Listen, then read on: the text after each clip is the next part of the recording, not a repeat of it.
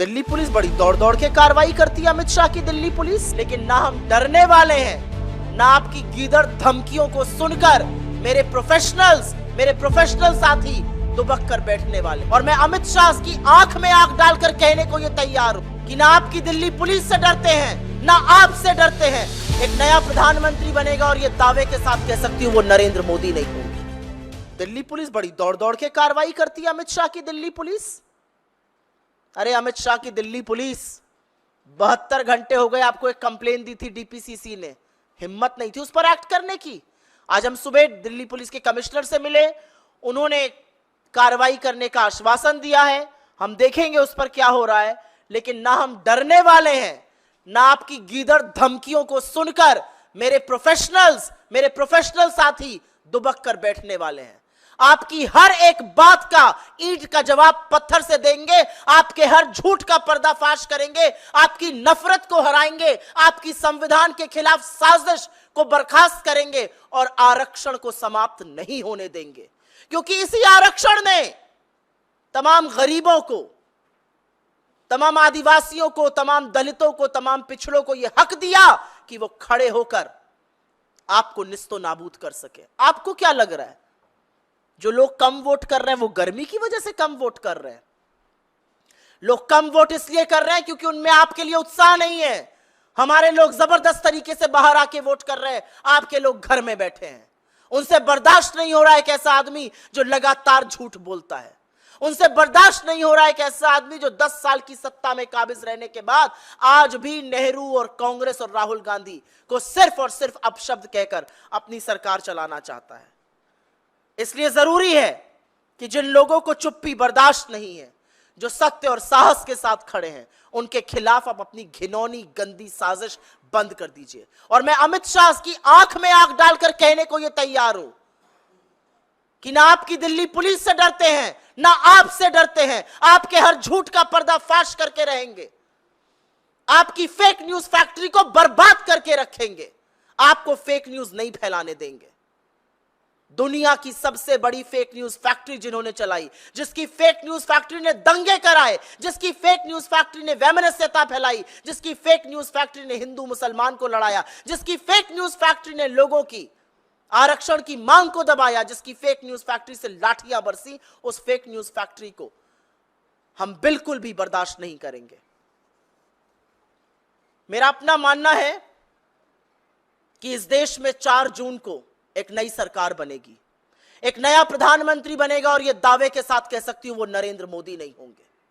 और जब वो नया प्रधानमंत्री बनेगा तो वो 10 साल का फलसफा भी देखेगा, 10 साल की समीक्षा होगी और नया प्रधानमंत्री इस देश में न्याय की, इस देश में सत्य की, इस देश में साहस की दोबारा से वो नींव रखेगा जिसकी बुलंदी पर हमारा देश खड़ा है। आपने 10 साल में जितना नुकसान इस देश का हो सकता था वो किया। आप आज भी झूठ और फरेब की फैक्ट्री हैं।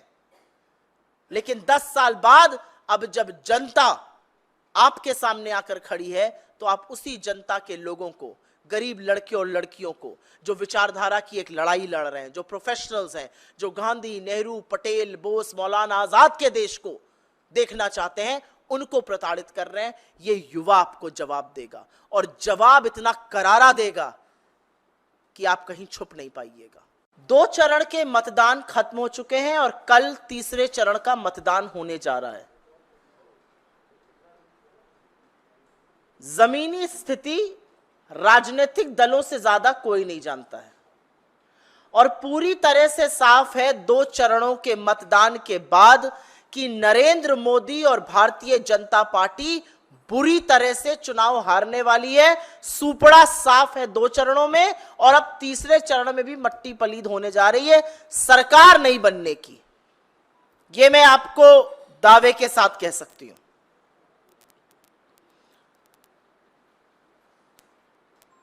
तो असलियत यह है कि जब 2024 में नरेंद्र मोदी की सरकार नहीं बनेगी और लोग उनका सारा षड्यंत्र और सारी साजिश समझ चुके हैं, पूरा षड्यंत्र रचा गया आरक्षण को खत्म करने का, साजिश थी संविधान को समाप्त करने की। 400 पार का नारा ऐसे ही बहकाने के लिए नहीं दिया था। 400 पार के नारे की असलियत अनंत हेगड़े से लेके ज्योति मिर्धा, गिरिराज सिंह, विवेक देबरॉय, लल्लू सिंह, सब ने बयां कर दी। जो लल्लू सिंह अयोध्या के सांसद कहते थे थोड़े दिन पहले तक कि संविधान बदला जाना है, उसको अपने बगल में खड़ा करके मोदी जी कल प्रचार कर रहे थे। तो संविधान बदलने की जो साजिश थी वो हिंदुस्तान को समझ में आ गई। जो आरक्षण खत्म करने के नापाक मंसूबे थे वो देश को समझ में आ गया और देश ने इनको हराने की ठान ली। तो 2 चरण के मतदान के बाद सुपड़ा साफ है, तीसरे चरण में भी मिट्टी पलीद होने वाली है। पहली बात ये कहनी थी। और अब जब ये सच लगातार सामने आ रहा है तो नरेंद्र मोदी और अमित शाह का निरंकुश प्रशासन, उनकी निरंकुश पुलिस हर वो बर्बरता कर रहे हैं जिसकी लोकतंत्र में, जिसकी सभ्य समाज में, जिसकी सार्वजनिक और राजनीतिक जीवन में कोई जगह नहीं है। पिछले 5 दिनों में कांग्रेस की सोशल मीडिया और डिजिटल टीम्स के साथ काम करने वाले प्रोफेशनल्स को गिरफ्तार करना, उनको प्रताड़ित करना, उन पर दबाव बनाना, उनके डिवाइसेस जब्त कर लेना, यह और कुछ नहीं, यह आपकी कायरता और आपकी बौखलाहट दिखाता है। आप किसको डरा रहे हैं? आप प्रोफेशनल्स को डरा रहे हैं। आप डेटा साइंटिस्ट, इंजीनियर्स, डॉक्टर्स, उन लोगों को डरा रहे हैं, राइटर्स, उनको डरा रहे हैं जो प्रोफेशनल्स हैं, जिन्होंने इस देश की गांधी, नेहरू, पटेल, बोस की विचारधारा को चुना और कांग्रेस के साथ काम करने को चुना। आप उनको डरा रहे हैं जिन्होंने सत्य चुना, जिन्होंने साहस चुना, जिन्होंने न्याय चुना। आपकी तरह आपके झूठ का चरणवंदन करने की से नकारा। उन प्रोफेशनल्स को आप डरा रहे हैं। आप किसी को दिन में, किसी को रात में कस्टडी में लेते हैं, उसको प्रताड़ित करते हैं, उसके डिवाइसेस जब्त करते हैं, मनमाने केसेस लगाते हैं। यह कौन सी कायरता है? यह कौन सी बौखलाहट है? अगर दम है तो राजनीतिक लड़ाई लड़िए। अगर दम है तो हमसे सामने आमने की लड़ाई लड़िए।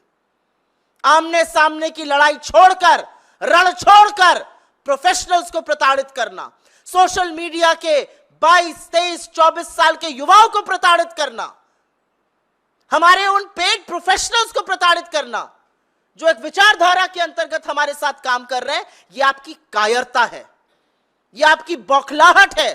तरस आता है आप पर कि आपकी इतनी हैसियत और इतनी हिम्मत नहीं रह गई है कि आप राजनीतिक लड़ाई करिए। अरे द्वंद तो राजनीतिक होता है। आइए मैदान में, दूध का दूध, पानी का पानी कर रही है जनता। आप किसके पीछे छुप रहे हैं? अगर लड़ना है तो सामने से लड़िए, कायरता मत कीजिए। प्रोफेशनल्स को, कोऑर्डिनेटर्स को, 22-23 साल के लड़के और लड़कियों को गिरफ्तार कर रहे हैं आप। यह दिखाता है आप कितना डरते हैं, यह दिखाता है आप कितने बड़े कायर हैं। ये कौन लोग हैं? ये वो लोग हैं जिन्होंने असल किताबें पढ़ी हैं, जिन्होंने असल शिक्षा अर्जित करी है, जो इस देश का इतिहास, इस देश के संविधान को समझते हैं, जो आपकी व्हाट्सएप यूनिवर्सिटी के ग्रेजुएट नहीं है, जो चश्मा पहनकर आपका चरण वंदन करने को तैयार नहीं है, जो आपकी गुलामी करने को बर्दाश्त नहीं है। असलियत यह है आप उन लोगों के पीछे पड़े हैं